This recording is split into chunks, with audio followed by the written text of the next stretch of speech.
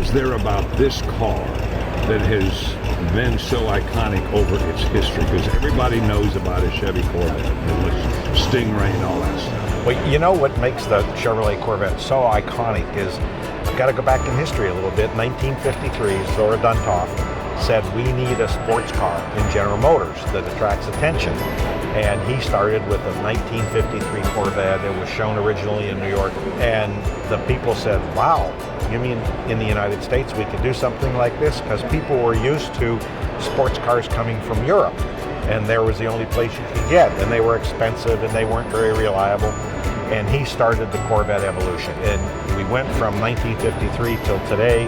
We've already introduced several years ago the Corvette mid-engine car, which is now configured to be one of the world's supercars at usually a third to half the price of the very exotic high-performance European cars. And oh, by the way, at a third the price, it performs more on the track and on the street and better than a Ferrari, a Porsche, et cetera, et cetera. And here's the big advantage. You can take the Corvette and you can go for bread and milk all day long. You can drive across country at over 30 miles to a gallon, okay? And yet load the vehicle with whatever you need to do. You can run to Home Depot and buy your paint if you want to. But yet if you are an aggressive performance driver, you can unload the paint, go to a track and go around the track and beat the exotic, expensive European sports cars. In my tenure at General Motors, during most of my career, I was a racer outside of General Motors, on my own, independent racer. So I knew a lot about Corvettes. I raced against Corvettes. They beat me regularly. And I said, I have to have a Corvette someday because I just loved racing. And Corvette was the epitome of the American sports car.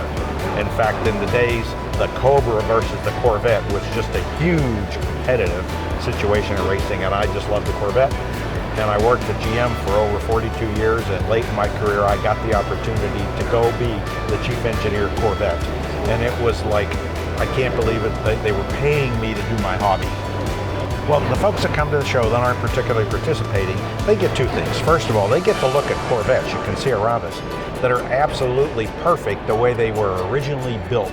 And as old as these cars are, that's pretty amazing. So you can see what the Corvette was when it was originally built, number one. And number two, they get to talk to the owners who have so much passion about their car and their Corvette, and they can understand how much passion there is about Corvettes.